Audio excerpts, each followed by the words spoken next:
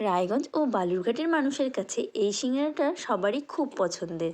তো চলো তোমাদের সাথে আজকে এই ছোট্ট সিঙ্গারার রেসিপি শেয়ার করি। প্রথমেই নিয়ে নিয়েছি 1 বাটি ময়দা আর দিয়েছি তার মধ্যে একটুখানি কালো জিরে আর একটু হাতে কচলে জোয়ান।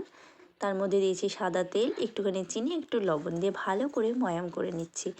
ময়ামটা করা হয়ে গেলে এবার এর মধ্যে সামান্য জল দিয়ে ভালো করে ময়দাটা মেখে নেব।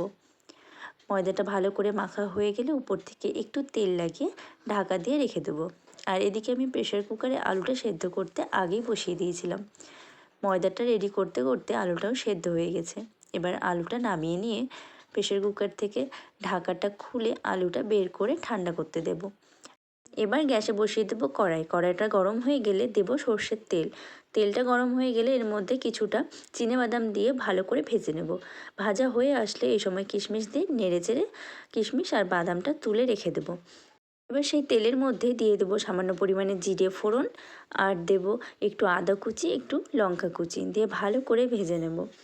এরপর যে আলুটা আমি ঠান্ডা করতে দিয়েছিলাম সেটা খোসা ছাড়িয়ে নিয়ে ম্যাশ করে এর মধ্যে দিয়ে দেবো। এবার তার মধ্যে দিয়ে দেবো পরিমাণ মতো লবণ, হলুদ, লঙ্কা গুঁড়ো দিয়ে ভালো করে এবার আলুটাকে কষাতে থাকবো। আমি হিং ফোড়নটা দিতে ভুলে গেছিলাম, তাই আলুটা সাইড করে নিয়ে একটু সর্ষের তেলের মধ্যে হিংটা ফোড়ন দিয়ে দিয়েছি। তোমরা প্রথমেই হিংটা ফোড়ন দিয়ে নেবে। এবার উপর থেকে দিয়ে দেবো যে আগে থেকে বাদাম আর কিশমিশটা ভেজে রেখেছি সেটা দিয়ে ভালো করে মিশিয়ে নেব। আর একটা সিক্রেট ভাজা মশলা দেবো, সেই ভাজা মশলাটা দিয়ে ভালো করে নেড়েচেড়ে মিশিয়ে দেবো। আর দেবো একটুখানি চাট মশলা ও গরম মশলা। এবার ভালো করে মিশিয়ে নিয়ে নামিয়ে নেব। আলুর পুরটা একদম রেডি। এবার আলুর পুরটাকে নামিয়ে ঠান্ডা করার জন্য একটা প্লেটের মধ্যে রেখে দেবো।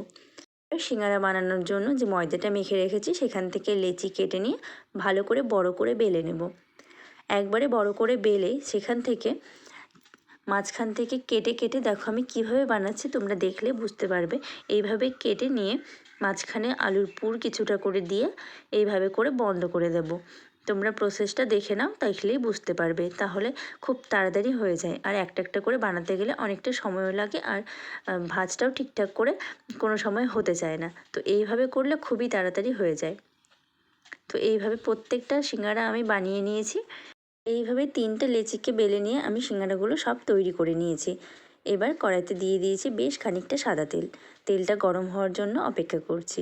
খুব একটা বেশি গরম করব না, মিডিয়াম হিট দিয়ে এই সিঙ্গারাগুলোকে ভেজে নিতে হবে, না হলে ভেতরটা কাঁচা থেকে যেতে পারে। তাই মিডিয়াম হিটে সিঙ্গারাগুলোকে দিয়ে ভালো করে উল্টে পাল্টে লাল করে ভেজে নেব।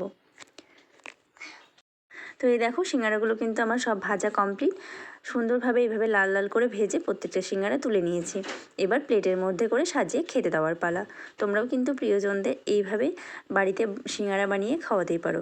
যেমন দেখতে সুন্দর হয় তেমন খেতেও সুন্দর হয়, আর খুব একটা বেশি সময়ও লাগে না। তো আজকের মতো আসি, নতুন একটা রেসিপির সাথে আবারও খুব তাড়াতাড়ি দেখা হচ্ছে। সবাই খুব ভালো থেকো, সুস্থ থেকো, টাটা।